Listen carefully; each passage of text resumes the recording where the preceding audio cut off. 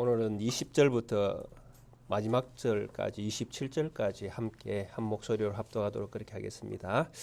내가 이같이 말하여 기도하며 내 죄와 내 백성 이스라엘의 죄를 자복하고 내 하나님의 거룩한 산을 위하여 내 하나님 여호와 앞에 간구할 때 곧 내가 기도할 때에 이전에 환상 중에 본 그 사람 가버니엘이 빨리 날아서 저녁 제사를 드릴 때쯤에 내게 이르더니 내게 가르치며 내게 말하여 이르되 다니엘아 내가 이제 네게 지혜와 총명을 주려고 왔느니라.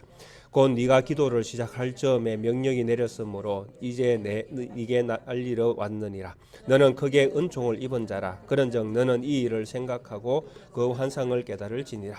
네 백성과 네 거룩한 성을 위하여 이런 이래를 기한으로 정하였나니 허물이 그치며 죄가 끝나며 죄악이 용서되며 영원한 의가 드러나며 환상과 예언이 응하며 또 지극히 거룩한 이가 기름 부음을 받으리라. 그러므로 너는 깨달아 알지니라. 예루살렘을 중건하라는 영이 날 때부터 기름 부음을 받은 자 곧 왕이 일어나기까지 7이레와 62이레가 지날 것이요 그 곤란한 또 성이 중건되어 광장과 거리가 세워질 것이며 62일의 후에 기름 부음을 받은 자가 끊어져 없어질 것이며 장차 한 왕의 백성이 와서 그 성읍과 성소를 무너뜨리려니와 그의 마지막은 홍수에 휩쓸림 같을 것이며 또 끝까지 전쟁이 있으리니 황폐할 것이 작정되었느니라. 그가 장차 많은 사람들과 더불어 한 이레 동안에 언약을 굳게 맺고 그가 그 이레의 절반의 제사와 예물을 금지할 것이며 또 포악하여 가정한 것이 날개를 의지하여 설 것이며 또 이미 종말까지 진노가 항폐하게 하는 자에게 쏟아지리라 하였느니라 하니라. 아멘.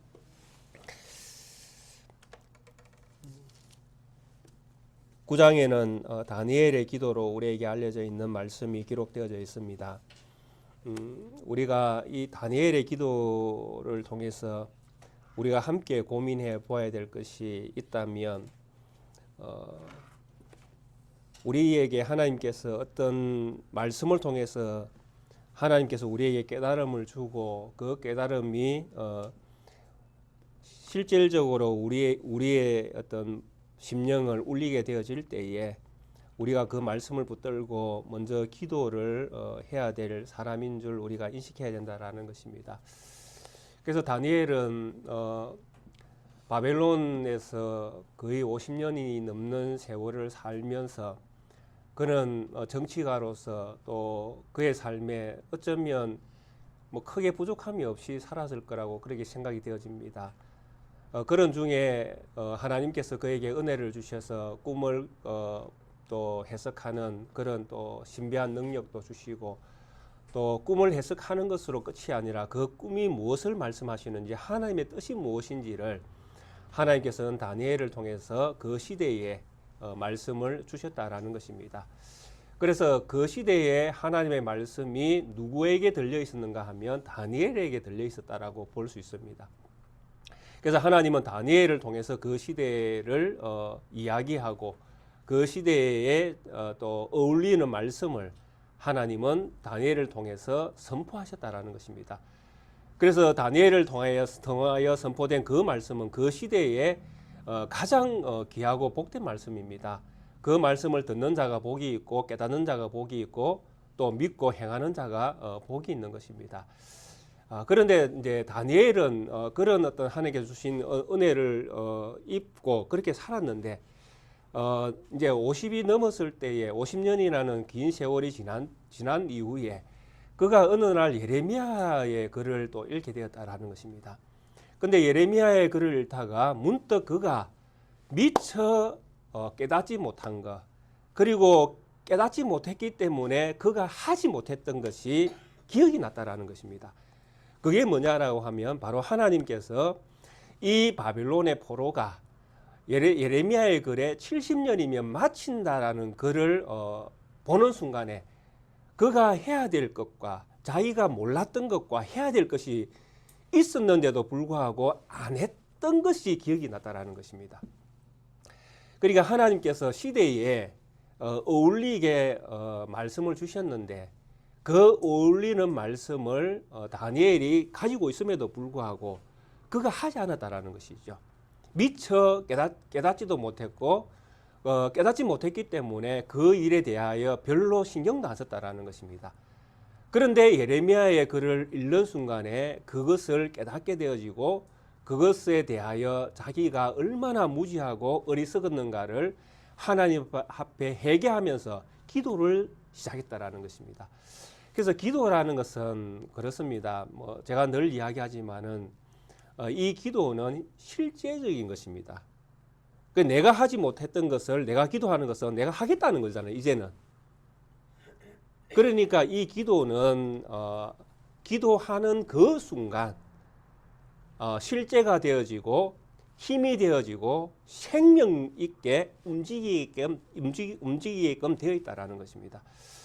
그래서 다니엘은 이 예레미야의 글을 통하여 그가 깨달았던 것은 분명합니다. 그게 뭐냐 하면 하나님이 우리를 이 바벨론에 포로되게 하신 것은 이스라엘이 하나님에 대한 범죄함의 결과다라는 것이죠. 그러면 우리가 죄를 범해서 우리가 하나님의 징계를 받는 상황에 놓여 있으면 우리는 뭘 해야 됩니까? 우리의 죄를 회개하고 하나님의 은혜가 우리에게 다시 주어지도록 우리는 하나님을 바라봐야 된다는 것이죠. 근데 다니엘은 이것을 하지 못했다라는 것입니다. 바벨론 포로로 잡혀와 있는 동안에 하나님 앞에 회개하고 우리 죄를 자복하고 이 민족의 죄를 용서해 달라고 하나님 앞에 기도를 안 했다라는 것이죠. 그래서 하나님이 이스라엘의 이 포로 생활이 70년 마친다라는 이 말씀을 읽을 때에 하나님이 그냥 우리를 돌려주시는 것이 아니라 우리가 회개하고 하나님 앞에 무릎 꿇고 자복하고 우리의 죄를 구할 때에 용서를 구할 때에 하나님이 회복의 역사가 일어나는구나. 이걸 알았다라는 것입니다. 다니엘은. 그래서 다니엘은 9장에 이 예레미야의 글을 읽고 그것이 자기 마음에 깨달음이 주어질 때에 하나님 앞에 기도를 시작했다라는 것입니다. 하나님, 우리의 죄를 용서하옵소서. 이 민족의 죄를 용서하옵소서. 그래서 이 민족의 죄가 속해지는 것이 이제 70년에 맞춰지는 것입니다. 이스라엘이 회복되어지는 것. 주여 은혜를 베푸사 그 약속된 예레미야에게 주셨던 그 말씀이 우리 시대에 성취되게 은혜를 베풀어 주옵소서. 그 일을 위해서 다니엘은 기도를 시작했다라는 것입니다. 그런데 참 하나님께서 이런 기도를 하는 성도들을 사실 하나님은 가만히 내버려 두지 않는다라는 것입니다. 더 하나님은 이런 기도를 하는 그 사람에게 더 하나님은 불을 질러버린다라는 것입니다. 우리 하나님은요. 그러니까 하나님 앞에 우리가 믿음으로 살아가는 성도들에게 하나님은 이 정도 살면 되겠지 하는 이 한계점이 없다라는 것입니다. 내가 뭐 주일에 예배드리고 헌금하고 뭐 요 정도 봉사하고 이렇게 살아가면 하나님이 나를 뭐 이뻐해 주시겠지. 근데 하나님의 백성에게는 이런 어떤 헌신된 믿음의 삶의 어떤 영역이 사실은 한계가 없다고 보아야 된다라는 것입니다. 하나님께서 다니엘은 예레미야를 통해서 주신 그 말씀 가운데 한 일부분을 깨달았고 그 깨달은 말씀 앞에 그는 무릎을 꿇고 기도를 시작했는데 하나님은 그 기도를 시작할 때에 누구를 보냈습니까? 오늘 성경에 보니까 가브리엘을 보냈다라는 것입니다. 너는 가서 얼른 가가지고 다니엘이 하고 있는 이 기도가 더 확장되게 더 분명하게 하나님의 뜻이 무엇인지 그에게 지혜를 주고 총명을 주고 그래서 그가 더 온전하게 하나님 뜻이 무엇인지를 깨닫게 해가지고 그 깨달음 위에 믿음을 세우도록 너는 가서 그에게 지혜와 총명을 주는 일을 하라. 이렇게 하나님의 영이 내렸다라는 것입니다. 참으로 놀랍지 않습니까? 우리가 뭐 기도를 이렇게 하시는 분들 있지 않습니까? 40일 뭐 금식 기도, 뭐 아니면 뭐 일주일 뭐 금식 기도, 아니면 뭐 40일 철야 기도, 뭐 성도들이 살면서 때로는 어려운 일들을 만나고 힘든 상황들이 생기고 이렇게 할 때에 진짜 하나님의 자비와 긍휼을 구하면서 기도를 시작할 때 있지 않습니까?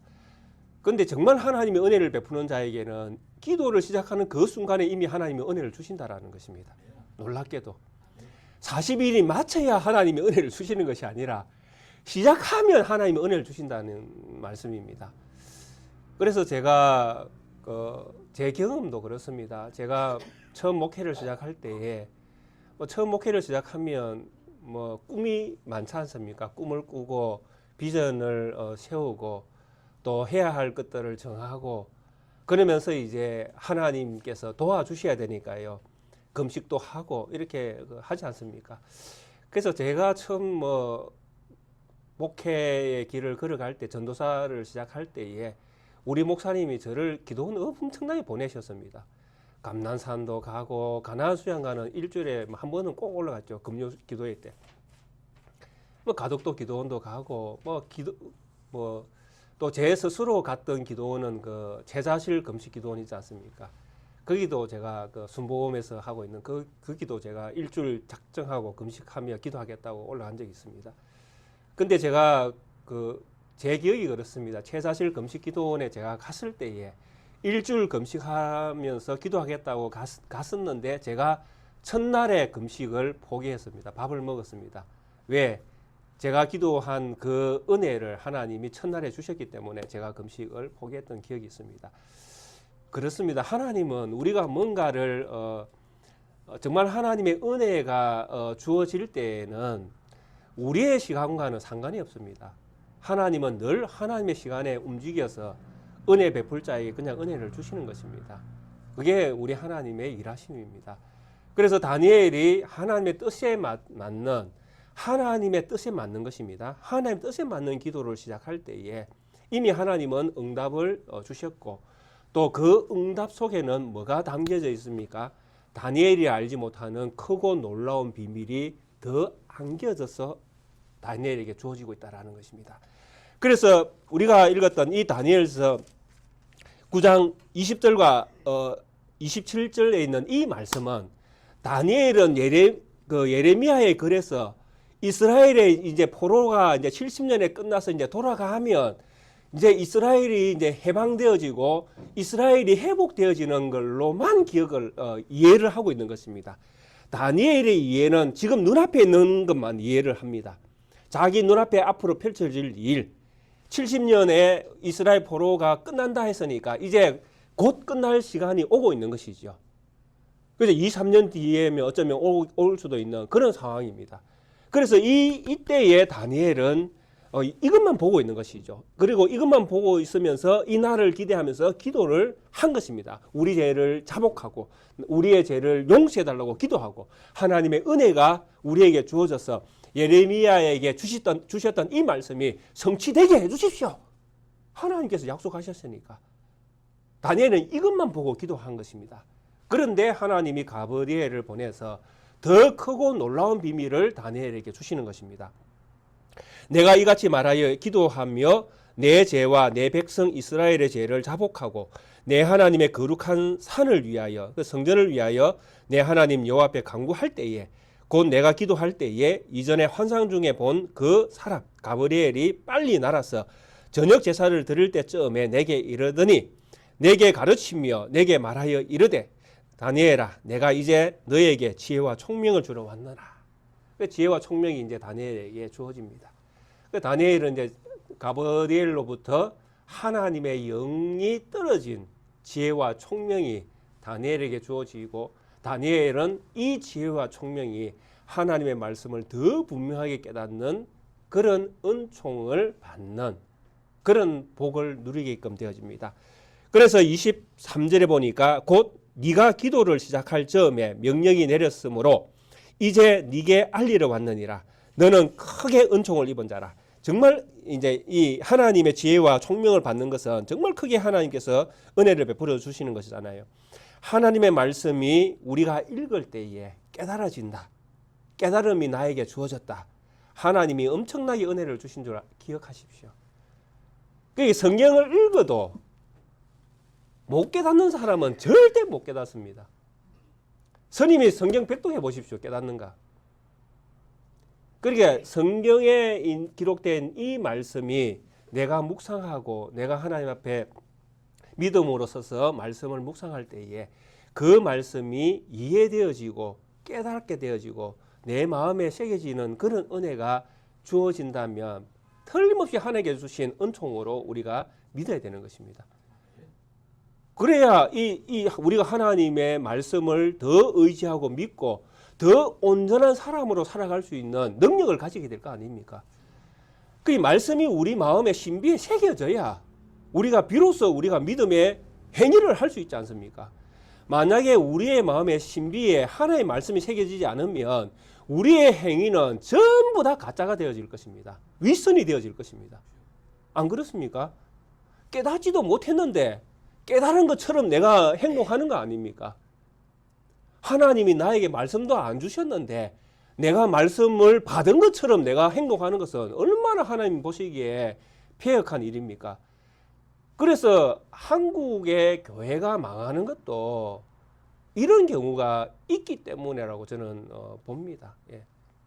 시험 목사들이 깨닫지도 못한 말씀을 가지고 그냥 이것이 하나의 말씀입니다 라고 선언하는 것이죠. 책임이 주어진 자에게 책임이 크지 않습니까? 교회가 망하는 것은 이 책임입니다. 그래서 다니엘에게 은총이 크게 주어지는 것은 이미 하나님께서 그에게 은혜와 지혜와 총명을 주기로 작정하셨기 때문에 그렇습니다. 그런데 하나님께서 이 은혜를 주심으로써 그에게 어떤 일을 생각하게 하시고 환상을 깨달을지니라 이렇게 하면서 24절에 다니엘에게 놀라운 하나님의 뜻이 주어집니다. 네 백성과 네 거룩한 성을 위하여 이런 이래를 기한으로 정하였나니 허물이 그치며 죄가 끝나며 죄악이 용서되며 영원한 의가 드러나며 환상과 예언이 응하며 또 지극히 거룩한 이가 기름을 부음을 받으리라. 그러므로 너는 깨달아 알지니라.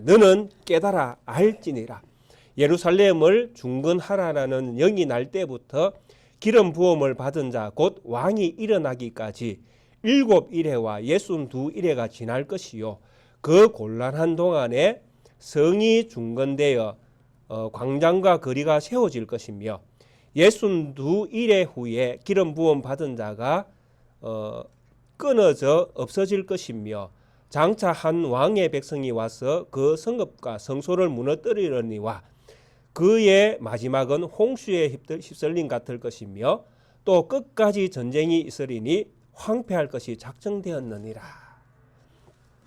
다니엘은 지금 이스라엘의 회복이 70년에 끝난다는 이것만 가슴에 두고 기도를 했는데 하나님께서 그에게 말씀합니다.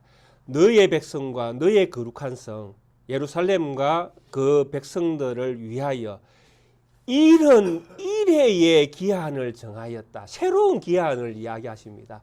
70년이 아니고 70년이 7번이 이어지는 것입니다. 그러니까 70년이 끝이 아니다라는 이야기를 지금 하나님께서 다니엘에게 하시는 것입니다. 너는 지금 이스라엘 백성이 70년 만에 돌아가면 모든 것들이 다 끝이 나고 이스라엘이 온통 평화가 이루어지고 그 나라가 성장하고 그 나라가 엄청난 복을 받을 것처럼 생각하지 아니다라는 것이죠. 70년에 끝나는 것이 아니고 더 먼 미래 이 진짜 너와 너의 백성 너의 성과 너의 백성을 위하여 70일회가 준비되어 있다. 70년이 7번 반복되는 것입니다. 그러면 몇 년입니까? 490년이죠. 그러니까 놀랄 수밖에 없는 이야기를 지금 하나님께서 하시는 것입니다. 그런데 이 70년의 7번은 490년은 수수께끼입니다. 신학자들이 도무지 풀 수 없는 수수께끼. 70번 62일에 77일에 62일에 한 일에 이렇게 지금 우리가 읽고 있는 다니엘에 기록되어져 있는 이 숫자에 대한 내용은 수수께끼와 같은 것입니다. 그래서 이 우리가 생각하는 490년을 가지고 하나님께서 하시는 일의 역사를 끼워 맞출 수는 없습니다. 왜냐하면 여기에 보면 그 성을 예루살렘을 중건하라는 영이 날 때부터 기름 부음 받은 자 곧 왕이 일어나기까지 7일에와 62일에가 지날 것이며 이렇게 되어 있잖아요. 그게 성을 건축하라 명이 내리고 그 다음에 하나님의 기름 부음 받은 자가 일어나는 날이 있는데 여기까지 걸리는 기간이 69일이잖아요. 7일에와 62일에를 합치면 69일이거든요. 69일에를 7로 곱하면 483년이 되어집니다. 그 483년, 그렇죠. 483년이죠. 그러면 성을 건축하라라고 한 이 성의 재건이 신학자들이 두 가지를 이야기하거든요. 한 가지는 그 고레스의 칙령부터 시작해서 538년부터 시작해서 483년 뒤에 일어난 그러면 583년 빼기 483년 하면 몇 년입니까? 그게 한 170년이죠. BC 170년에 우리 예수님 오셨습니까? 아니잖아요. 그러니까 이게 맞지 않는 거예요. 숫자가. 그러면 이제 두 번째는 이제 느헤미야에 의해서 다음 주부터 우리가 느헤미야를 읽게 되는데 느헤미야에 의해서 성을 건축하라고 명령 내렸던 게 BC 444년이거든요. 444년부터 483년을 하면 몇 년이 되어집니까? AD 39년이 되어집니다. 우리 예수님 언제 오셨습니까? 예수님의 탄생을 BC 4년으로 보거든요. 이게 이것도 안 맞죠. 물론 기름 부음 받은 거 하더라도 뭐 우리 예수님께서 30년 그게 26년쯤에 뭐 기름 30세부터 사역을 하셨으면 AD 26년부터 우리 예수님께서 사역하셨지 않겠습니까? 숫자가 안 맞죠. 그러니까 연수를 가지고 그러니까 62일에 뭐 한 일에 71회를 490년을 가지고 뭔가를 수수께끼를 풀려고 하면 절대 안 풀리는 것이 이 말씀이다라는 것입니다. 그러면 이 말씀은 뭘 가지고 풀어야 되겠습니까? 24절을 가지고 풀어야 됩니다. 24절이 모든 이야기를 다 71회에 대한 모든 이야기를 24절이 그냥 다 담고 있다고 생각해요. 그러니까 숫자적으로 계산적으로 풀 것이 아니고 어떤 일이 일어날 것인가 일에 대하여 우리가 생각을 해야 된다라는 이야기입니다. 어떤 사건이 발생할 것인가 그 사건을 가지고 이 숫자가 이런 상징을 가지고 있구나라고 우리가 이해를 해야 된다라는 이야기입니다. 그럼 24절에 다니엘의 일이 꼭 깨달아야 될 내용이 무엇입니까? 네 백성과 네 거룩한 성을 위하여 이런 이래를 기한으로 정하였다 돼 있지 않습니까? 여기서 말하는 네 백성과 네 거룩한 성을 이야기할 때 이 니는 누구입니까? 이 누구죠? 예? 여기 말하는 니는 누구입니까? 다니엘이잖아요. 지금 가브리엘이 지금 누구한테 이야기합니까? 다니엘한테 이야기하잖아요. 그런데 다니엘이 기도할 때에 다니엘은 어느 성과 어느 백성을 위해서 기도했습니까? 하나님의 백성과 하나님의 나라를 위해서 기도했지 않습니까? 다니엘은 자기 백성이 아니고 다니엘이 백성이 아니잖아요. 다니엘 왕도 아니잖아요. 그게 다니엘이 하나님과 하나님의 성을 위해서 그죠? 그래서 하나님을 위하여 회복시켜 달라고 기도했지 않습니까? 근데 가브리엘은 뭘 이야기하는가 하면 네가 기도하고 있는 것은 네가 깨달아야 될 것은 먼 미래에 일어날 그 성과 먼 미래에 일어날 나라인데 그 나라와 그 백성인데 그 나라와 그 백성은 네 백성이다라고 이야기하는 것입니다. 가브리엘이 놀라운 이야기잖아요. 이 이야기가 무슨 의미인지 아십니까? 바로 이 시대에 하나님의 말씀을 깨달은 다니엘이 하나님의 중보자라는 이야기입니다. 이해가 되십니까? 그래서 다니엘을 인자라고 불렀잖아요. 이 다니엘서에서 인자야. 그러니까 누가 하나님의 중보자냐 하면 하나님의 말씀을 깨닫고 깨달은 자, 먼저 하나님의 말씀을 깨달은 자, 그 사람이 하나님 편에서 보면 중보자의 위치에 서 있는 것입니다. 왜냐하면 다니엘이 이 말씀을 하나님께서 다니엘에게 이 말씀을 주셨을 때에 이 말씀을 다니엘만 깨닫고 다니엘 뒤 심령에 막 새겨두고 자기만 믿고 자기만 알라고 하나님께서 이 말씀을 주셨습니까? 아니잖아요. 다니엘은 이 시대의 바벨론의 정치가로서 백성들을 인도할 수 있는 위치에 있었지 않습니까? 그래서 그 위치에 있는 다니엘에게 하나님의 진리의 말씀을 안겨서 이 진리의 말씀이 이 백성들에게 선언되어지고 선포되어지고 이 말씀이 믿어지는 자가 구원을 얻도록 하나님이 다니엘을 이 시대에 세웠다라는 것입니다. 그러니까 다니엘을 통해서 하나님의 말씀이 지금 어디에 바벨론에 증거가 되는 것입니다. 거기에 사는 자기 백성들에게. 그래서 하나님이 가버니엘을 통해서 이 다니엘에게 네 백성이다, 네 성이다라고 이야기하는 것입니다. 네가 이들의 구원자의 역할을 해야 된다라는 이야기입니다. 말씀을 깨닫고. 오늘 하나님께서 이 시대에 예수 그리스도를 통해서 우리에게 복음의 진수를 허락해 주셨습니다. 하나님을 알지 못하는 이 세상에 무너져 있는 패역한 세대에 하나님의 중보자의 역할은 누가 감당해야 될까요? 누가 감당해야 될까요? 예, 저와 우리 성도님들이십니다. 하나님이 먼저 우리에게 깨달음을 주셨지 않습니까? 하나님의 말씀을 깨닫게 하시고 하나님을 믿게 하시고 하나님을 믿는 믿음으로 하나님이 우리 모든 성도님들을 세상으로 보내셨지 않습니까? 그러니까 우리가 세상의 중보자인 거예요. 그래서 우리는 세상을 바라보면서 불신자들을 향하여 하나님의 자비와 긍휼이 내려지도록 기도해야 되고 또 기도하는 마음으로 우리가 살아내야 되는 것이죠. 기도만 할 게 아니고, 그죠? 믿음으로 살아내야 되는 것이죠. 그래야 그 사람들이 내가 가지고 있는 진리에 대하여 궁금해할 수도 있고 내가 가지고 있는 진리에 대하여 두려워할 수도 있지 않겠습니까? 진짜 사도행전과 같은 교회가 세워지면 정말 세상이 두려워하지 않겠습니까? 그래서 우리는 시대의 중보자, 그게 우리가 예수님이라는 이야기는 아닙니다. 오해하지는 마십시오.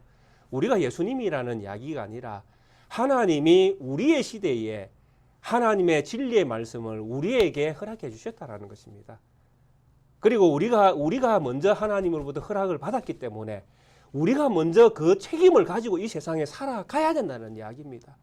책임 있는 자가 살아야 될 거 아닙니까? 말씀을 가지고. 그래서 다니엘에게서 우리는 이런 면을 우리가 배울 수 있는 것입니다. 하나님이 먼저 다니엘을 깨닫게 하시고 다니엘을 그 시대의 중보자로, 다니엘은 중보자로 세운 게 틀림없습니다. 우리하고 다른 위치입니다. 그래서 중보자로 세워서 하나님은 그 시대에 하나님의 뜻이 바벨론에 선언되도록 그렇게 하나님은 역사하신 것입니다. 그런데 놀라운 것은 다니엘에게 주셨던 말씀입니다. 이 말씀이 뭐냐 하면 이런 이래를 기한으로 정하였나니 허물이 그치며 죄가 끝나며 죄악이 용서되며 영원한 의가 드러나며 환상과 예언이 응하며 또 지극히 거룩한 이가 기름 부음을 받으리라. 24절에 있는 이 말씀은 우리가 누가 뭐라 해도 예수님에 대한 이야기입니다. 이 이야기는 어떤 신학자가 이야기해도 예수님 이야기를 해야 됩니다. 왜냐하니 여기에서 이야기하는 이것은 땅에서 일어날 수 없는 이야기입니다. 어떻게 하나님을 알지 못하는 우리, 허물 많은 우리, 죄로 가득 차 있는 우리가 어떻게 우리의 죄가 용서가 되어집니까? 하나님이 오셔야 되죠. 하나님이 용서해 주셔야 되잖아요. 하나님을 알 수 있는 방법은 하나님이 우리에게 찾아오실 때 우리가 가능하지 않습니까? 그러니까 그리고 영원한 의라는 것은 하나님 안에 있는 의를 이야기합니다. 이거는 그 기한이 없는 의지 않습니까? 영원이니까. 영원은 하나님 속에만 존재하는 거잖아요. 근데 이런 의가 주어지는 것입니다. 누구에게? 유한한 우리의 길어야 7, 80, 더 길어야 100, 그 정도 살 수밖에 없는 우리에게 영원한 의가 주어진다라는 것입니다. 이것이 주어지기 위해서 누가 와야 됩니까? 거룩한 이가 기름을 부음을 받아야 되죠. 이 거룩한 이는 누구입니까? 왕이요, 제사장이요, 선지자이신 우리 주 예수 그리스도밖에 없지 않습니까? 그러니까 이분이 세워질 때까지 기한이 얼마나 걸린다는 이야기입니까? 71회가 걸린다는 이야기죠. 그러니까 이런 일에는 490년을 이야기하는 것이 아니라 예수님이 오실 때까지의 시간을 하나님께서 상징적으로 70이라는 숫자를 통해서 말씀하시는 것입니다. 7이라는 숫자가 완전수이기 때문에.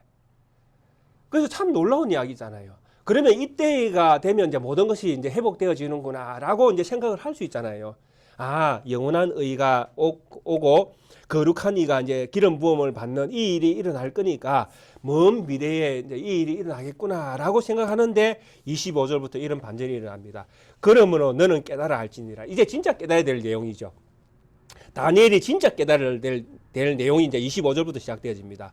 예루살렘을 중건하라는 영이 날 때부터 기름 부음을 받은 자 곧 왕이 일어나기까지 7일에와 62일에가 지날 것이요. 기름 부음 받은 자 곧 왕이 일어날 때까지는 69일에가 걸리는 것입니다. 그리고 이 69일에가 지날 때쯤에 곤란한 중에 성이 중건되어, 그게 이 기름 부음 받은 자가 이제 왕으로 일어나기 때문에 성이 중건되어지고 또 광장의 거리가 세워질 수밖에 없습니다. 왕이 세워지니까요. 왕이 세워졌다는 것은 모든 것이 회복된다는 이야기거든요. 자, 그래서 이런 그 기름 부음 받은 자가 일어나기까지 69일에가 이제 걸릴 것입니다.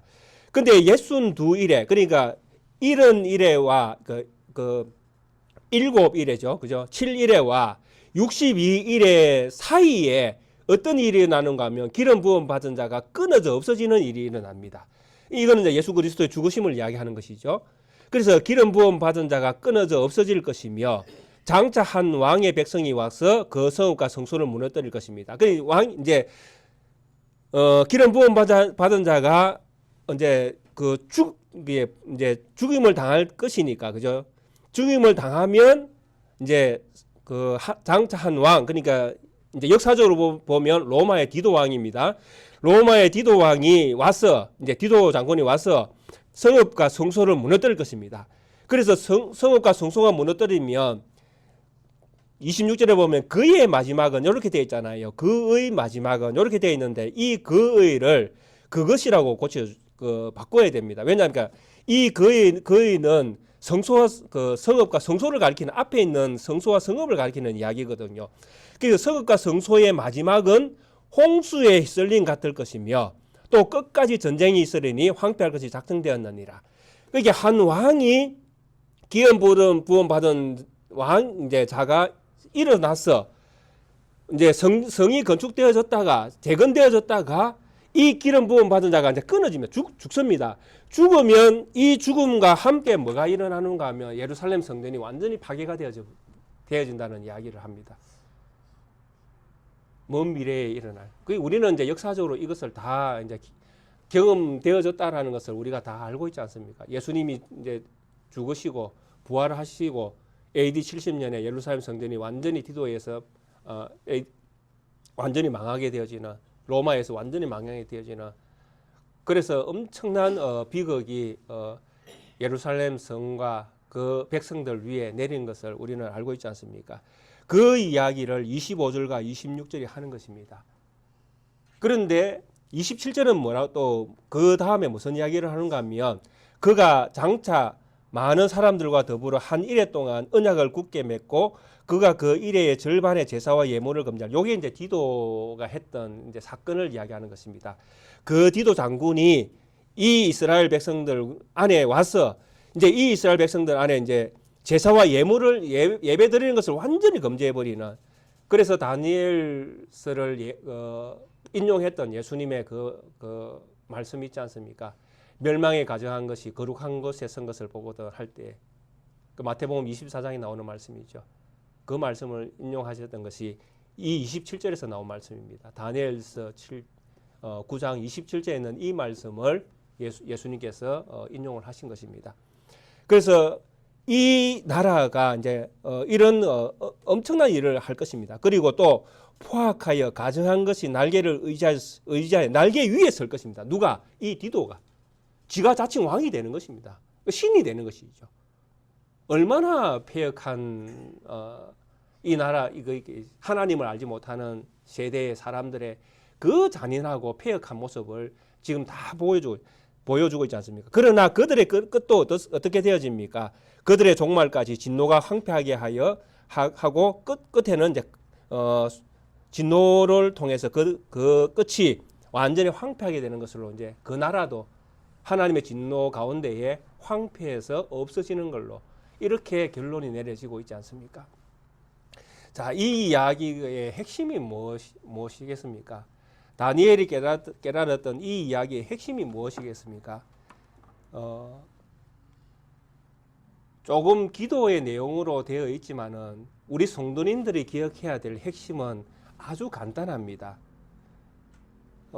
지금 예루살렘 성전이 70년에 회복되어질 것이다 라는 이 회복은 진짜 회복이 아니다라는 이야기가 첫 번째입니다.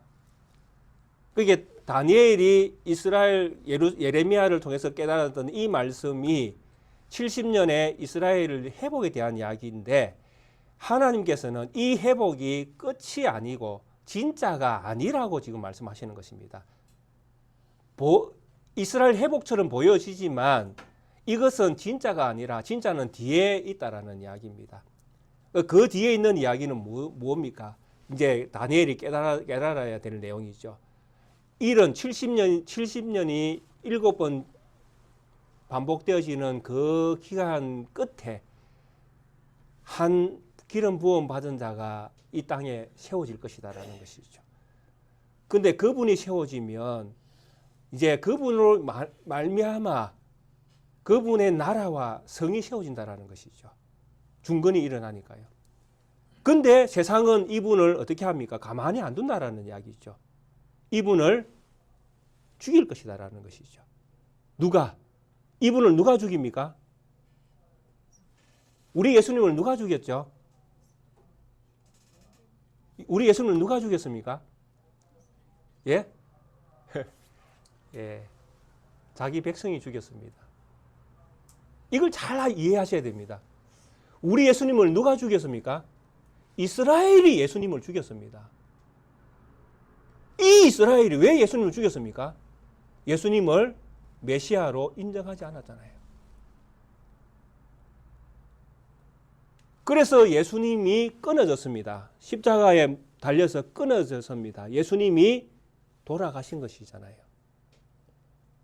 그러면 예수님을 죽인 이스라엘은 어떻게 해야 됩니까? 이 이스라엘은 하나님이 심판하셔야 되죠. 그래서 이스라엘이 정말 생명처럼 여겼던 예루살렘 성을 하나님이 박살내버리신 것입니다. AD 70년에. 무엇 때문에? 예수님을 죽인 하나님의 심판 행위로. 이게 지금 26절, 27절에 지금 다 그대로 기록되어 있습니다. 끊어졌잖아요. 26절에 보면 기름 부음 받은 자가 끊어져 없어질 것이며 그 다음에 무슨 일이 일어났습니까? 한 왕의 백성이 와서 그 성읍과 성소를 무너뜨렸느니와. 예수님이 죽고 뭐가? 성이 파손됐잖아요. 파괴됐잖아요. 심판이 일어났다는 이야기입니다. 그래서 그 심판의 그 현장은 잔인할 정도로 전쟁 휩쓸고 간 정도로 완전히 하나님이 이 성을 파괴시켜버렸다. 그러니까 이 땅에서 존재하지 않게 만들어버렸다는 이야기입니다. 그리고 나서 이 성을 무너뜨린 이 백성들, 로마잖아요. 이 로마는 가면 어떻게 될 것인가? 그래도 하나님의 백성이잖아요. 이 이스라엘은 하나님이 선택한 백성이고 하나님의 나라였잖아요. 그런데 이 하나님 나라와 이 백성을 무너뜨린 이 로마는 가면 하나님이 어떻게 하겠습니까? 27절에 말씀하잖아요. 이 나라를 하나님이 역사 속에서 없애버릴 것이다. 이게 하나님이 역사 안에서 일하시는 하나님의 사역의 방식입니다. 우리가 이 땅 가운데에 하나님께서 우리를 먼저 불러서 믿음의 사람을 세워주셨습니다. 우리가 믿음으로 이 세상을 살아갑니다. 예수님께서 말씀하셨습니다. 내가 너희를 세상 가운데에 보내는데 이 세상에 너희가 세상에서는 환난을 당할 것이나 우리는 환난 당할 수밖에 없는 상황 가운데 있습니다. 그런데 환난을 당하나 우리는 뭐 해야 됩니까? 담대해야 되죠. 믿음으로 나아가야 됩니다. 주님이 우리와 함께 하심을 믿고 나아가야 됩니다. 그리고 우리는 선한 싸움을 싸워야 될 것입니다. 이것이 우리가 해야 될 일이고, 그러나 세상은 우리의 선한 싸움과 우리의 선한 사역을 통해서 그들이 회개하지 아니하면 결국 그들은 27절의 결과를 맞이할 수밖에 없다는 이야기입니다. 그렇잖아요. 우리가 안전한 것이 아니라 그들이 안 믿었기 때문에 그들에게 이 일이 일어나는 거잖아요. 궁극적으로. 이것이 하나님이 역사 안에서 일하시는 일의 방식입니다. 그래서 하나님은 이 다니엘을 통해서 결론을 주신 것입니다. 하나님의 나라는 기름 부음 받은 자가 세워질 때부터 시작되어진다. 지금 이스라엘이라는 이 나라는 그 나라를 바라보고 걸어가는 여정 가운데에 있지, 아직 이 나라는 완성된 나라가 아니다.